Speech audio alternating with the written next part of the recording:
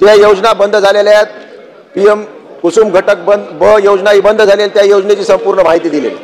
अध्यक्ष महाराज, माझा मंत्री महोदय मॅडमला एवढाच प्रश्न आहे, स्पेसिफिक माझे 3च प्रश्न आहेत या निमित्तानं, की मागेल त्याला सौर ऊर्जा देण्याचं जे धोरण आपण अवलंबलेलं आहे, यामध्ये परभणी जिल्ह्यामध्ये जवळपास 25,942 शेतकऱ्यांनी 6 महिन्यापूर्वी पैसे भरले आणि त्यामध्ये फक्त आतापर्यंत 6,521 लोकांना सौर ऊर्जाचा पंप देण्याचं काम झालेलं आहे.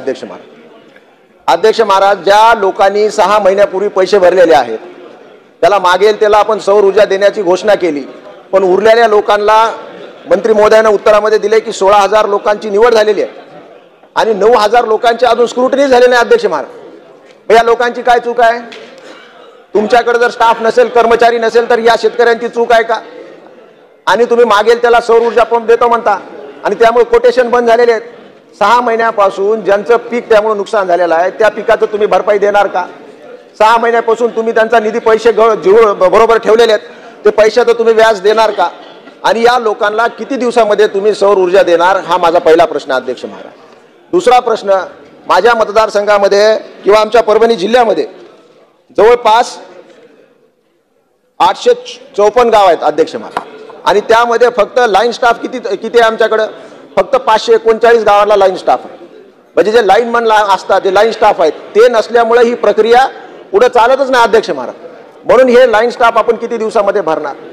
आणि परभणीमधला दुसरा प्रश्न आहे की 2010 साली जवळपास 11 युनिट अध्यक्ष महाराज अबॉलिश झालेले. म्हणजे आपण पुढे जातोय, आता लोकसंख्या वाढती आहे, मोठ्या प्रमाणावर सिंचनाचे प्रकल्प आलेले आहेत, त्यामुळे अबॉलिश झालेले 11 युनिट आपण त्यामध्ये पुनर्जीवित करणार का? किती दिवसात 11 युनिट आपण परत परभणीसाठी आणणार? हा माझा दुसरा प्रश्न. अध्यक्ष महाराज, अध्यक्ष महाराज, या लक्षवेधीच्या माध्यमातून मला आपल्याला एवढं सांगायचं आहे की शेतकऱ्यावर किती अन्याय होतोय. 6 महिन्यापासून पैसे आम्ही भरलेले आहेत, त्याचं व्याज शासन देणार का? आणि जे नुकसान झाले, तुम्ही सौर ऊर्जाचा पंप देतो म्हणून त्यांना कोटेशन भरायचं पावर नाही, त्यांना कोटेशन भरायचा सुद्धा अधिकार नाही. 2 वर्ष आता अध्यक्ष महाराज, जाऊ दे, बसतोच मी खाली. प्रश्न विचारतो अध्यक्ष महाराज. अध्यक्ष महाराज, मला सांगा, तुम्ही 6 महिन्यापासून जर माझे कोणाकडे पैसे असतील तर मला व्याज मिळालं पाहिजे का नाही? तोच प्रश्न मांडा आपण. मला त्याची नुकसान भरपाई मिळाली पाहिजे का नाही? आपण किती दिवसामध्ये या लोकांना पंप देणार? यांचं झालेलं नुकसान भरून काढणार का? यांना व्याज आपण देणार का? आणि जे 11 युनिट आमच्या परभणी मधले गेलेले ते 11 युनिट आपण आणणार का? माझा दुसरा अत्यंत महत्त्वाचा प्रश्न. अध्यक्ष महाराज, आमच्या परभणी जिल्ह्यामध्ये, परभणी शहरामध्ये पॉवर ट्रान्सफॉर्मर फेल झाला होता. अध्यक्ष महाराज, गेल्या 2 महिन्यापासून ते फेल आहे. अध्यक्ष महाराज, 2 महिन्यापासून. आणि जवळपास त्याच्यावर मला वाटतं 4 युनिट असे आहेत की तिथं जवळपास 100 ट्रान्सफॉर्मर त्याच्यावर आहेत. मग अशा पॉवर युनिट परभणीमध्ये जिल्ह्यामध्ये मला वाटतं की 12-13 असतील. मग यांना स्टँड बाय एक सुद्धा दुसरं पॉवर युनिट नाही, ते दुरुस्तीला गेले म्हणून 2 महिन्यापासून पॉवर युनिट आमच्या परभणीला आहे. अध्यक्ष महाराज, मग एखाद्या वेळेस जर आपल्याला 1 दिवस लाईट नसेल तर कसं आपण जगू शकता का? मग आमच्या परभणीमध्ये यामध्ये 4 युनिट फेल झालेले, जवळपास 100 ट्रान्सफॉर्मर 2 महिन्यापासून बंद होते. अध्यक्ष महाराज, मग असे ट्रान्सफॉर्मर जर पॉवर ट्रान्सफॉर्मर फेल असतील तर किती दिवसात तुम्ही रिप्लेस करणार? एक स्टँड बाय ठेवणार का? अशा प्रकारचे माझे 4 प्रश्न आहेत. मंत्री महोदय मॅडम, आपण परभणीचे आहात, आपण ऊर्जा मंत्री आहात, म्हणून आपण सकारात्मक उत्तर देता अशा प्रकारची अपेक्षा व्यक्त करतो. मला थोडा वेळ द्या अध्यक्ष महाराज. परत महोदय, सन्माननीय सदस्यांनी जी लक्षवेधी सूचना या ठिकाणी मांडलेली आहे, परभणी जिल्ह्याच्या बाबतीमध्ये ती सूचना आहे. परभणीमध्ये एकूण 26,275 लोकांनी सौर कृषी पंपासाठी या ठिकाणी पैसे भरले होते.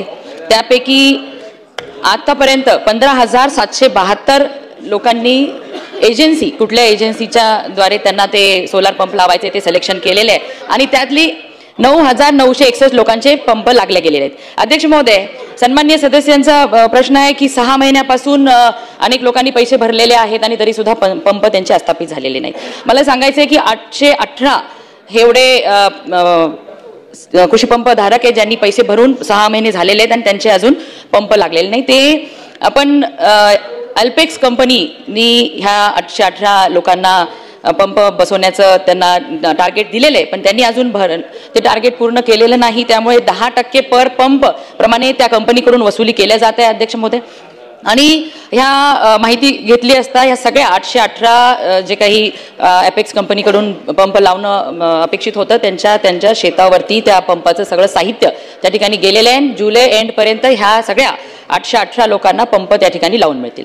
दुसरा प्रश्न नाही, त्यामध्ये काही 4 ते 6 महिन्याचे आहेत 1134, 2 ते 4 महिन्याचे 470 आहेत आणि 0 ते 2 महिन्याचे 3000 आहे. त्यामुळे आपण 120 दिवसाच्या आत ज्या शेतकऱ्यांनी कंपनीचं सिलेक्शन केलेलं आहे त्यांना पंप लावून देण्याची प्रक्रिया वेळेमध्ये पूर्ण करण्याच्या सूचना दिलेल्या आहेत आणि ही सगळी ऑनलाईन पद्धत आहे अध्यक्ष महोदय. आणि जी कंपनी वेळेवर त्या ग्राहकांना ज्यांनी पैसे भरले लावून देत नाही त्यांच्यावर तशा पद्धतीने दंड आकारला जातो. अध्यक्ष महोदय, यापूर्वी 3-3, 4-4 वर्ष कोटेशनचे पैसे शेतकरी भरायचे पण त्यांना कोटेशन दिले जायचे नाही. पण आता आपण 120 दिवसाच्या आत त्यांनी सोलार पंपासाठी पैसे भरल्यानंतर कनेक्शन देतोय. त्यामुळे बघा अध्यक्ष महोदय, आमच्या जिल्ह्यामध्ये इतक्या वर्षांमध्ये फक्त 4-5 हजार पर्यंत लोक कोटेशनची मागणी करायची की आम्हाला एजी पंपाला कनेक्शन पाहिजे. आणि आज आता ह्या मागेल त्याला सौर कृषी वाहिनी, सौर कृषी पंप आणि कुसुम बीच्या मुळे आज आमच्या जिल्ह्यामध्ये 26,275 लोकांनी ह्या योजनेचा लाभ घेण्यासाठी मागणी केलेली आहे. त्यामुळे मागणी एवढ्या पटीने वाढलेली आहे त्यामुळे तो वेळ लागतोय आणि फक्त हा 818 शेतकऱ्यांचा विषय आहे, त्यांना ह्या महिन्याच्या शेवटपर्यंत कनेक्शन लावून दिले जाते. सविस्तर उत्तर दिलंय ना पटोले साहेब, सविस्तर बोला. अध्यक्ष महाराज, महत्वाचं लक्षवेधी आहे. अध्यक्ष महाराज एक मिनिट, बरं लक्ष, ठीक आहे, त्यांच्या तुम्हाला संधी देतो, बसा खाली. अध्यक्ष महाराज, ही महत्वाची लक्षवेधी आहे आणि झालं का मंत्री महोदय? पूर्ण मंत्री महोदय.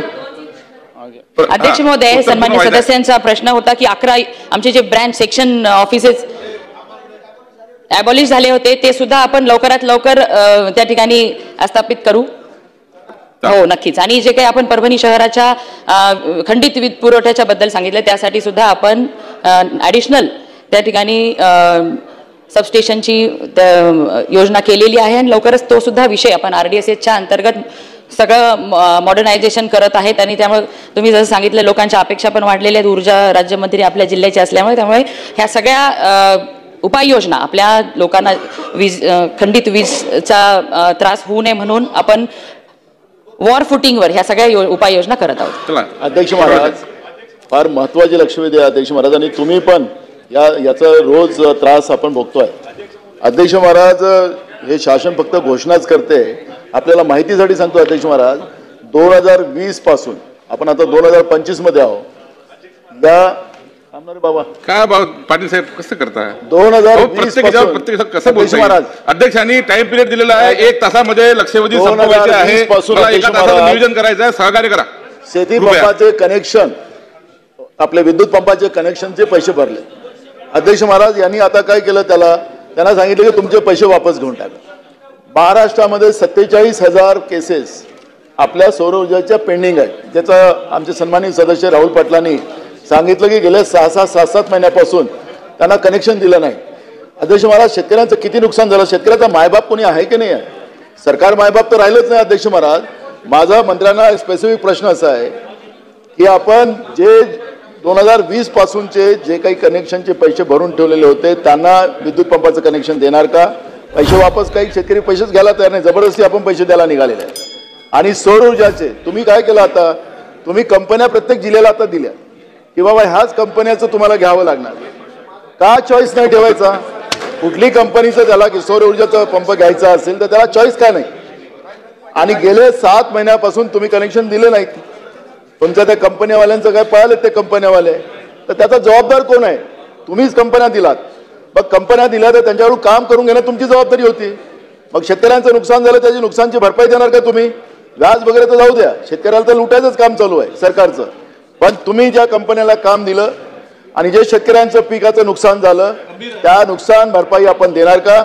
आणि 2020-21 पासून ज्या लोकांनी विद्युत पंपाच्या कनेक्शनचे पैसे भरलेले आहेत पैसे वापस न देता त्यांना कनेक्शन विद्युत पंपाचं देणार का? चला मंत्री महोदय. अध्यक्ष महोदय, सन्माननीय नाना पटोले साहेबांनी जो विषय मांडलेला आहे तर आपण 6 महिन्यांच्या वर पेंडिंग असे शेतकऱ्यांनी पैसे भरलेत कृषी पंपासाठी आणि असे फक्त एक 7% तशा केसेस आहेत आणि त्या कंपनीच्या माध्यमात त्यांना आपण तशा कंपन्यांना आपण त्या ठिकाणून ब्लॅकलिस्ट पण करतोय, त्यांच्याकडून दंड आकारून घेतोय अध्यक्ष महोदय. आणि आपण सांगताय की 2020 पासून ज्यांनी एजी पंपाच्या कनेक्शनसाठी मागणी केली होती त्या सगळ्यांना आपण सोलार पंपाचं कनेक्शन देतोय.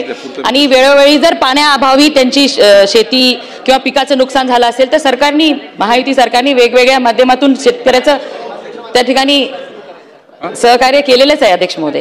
आणि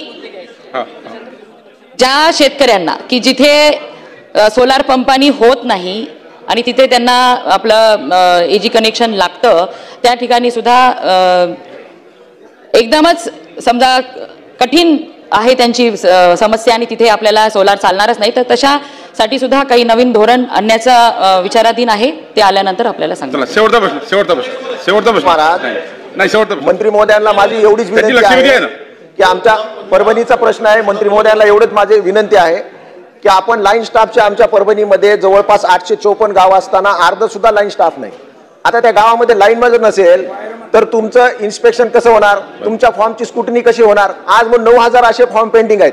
तर अध्यक्ष महाराज, मंत्री महोदयाला माझी स्पेसिफिक एवढाच प्रश्न आहे, हे जे एवढे पेंडिंग आहे सगळे आमचे, समजा 25,000 8000 आपण बसवले, बाकी किती दिवसामध्ये सोलार पंप देणार. आणि अध्यक्ष महाराज, दुसरा माझा प्रश्न आहे की आमच्या इथं म्हणजे 1972 नंतर कसल्या प्रकारची वाढ झालेली नाही, म्हणून आमच्या जिथं आता सिंचनाचा टक्का वाढलेला आहे, पॉप्युलेशन वाढलेला आहे, लोकसंख्या वाढलेली आहे, म्हणून आपण ट्रान्सफॉर्मर दुप्पट करणार का संपूर्ण गावामध्ये आणि परभणी जिल्ह्यामध्ये, आणि विजेची व्यवस्था वाढवणार का. हे दोन प्रश्न आहेत. उत्तर घ्या. अध्यक्ष महोदय, त्या स्टाफच्या संदर्भात सुद्धा आपण आता भरती करत आहोत, त्यामुळे तो स्टाफचा सुद्धा रिक्त पदांचा प्रश्न सुटेल आणि राहिलेल्या ज्यांनी पैसे भरलेले आहेत, पेंडिंग आहेत, त्यांचे सुद्धा ऑगस्ट महिन्यापर्यंत प्रत्येकाचे पंप त्या ठिकाणी स्थापित केल्या जातील. आणि जिल्ह्याच्या दृष्टीने सुद्धा RDSS योजनेमधून आणखीन स्ट्रेंथनिंग करण्यासाठी आपण उपाययोजना केलेल्या आहेत, त्यानुसार काम होईल. तर लक्षवेधी क्रमांक नाही ना साहेब आले ना, सर्व उत्तर आले. पॉइंटेडच विचारतो, फार काही हे नाही. खरं म्हणजे हा फार नानाभाऊंनी सांगितल्याप्रमाणे हा गंभीर विषय आहे.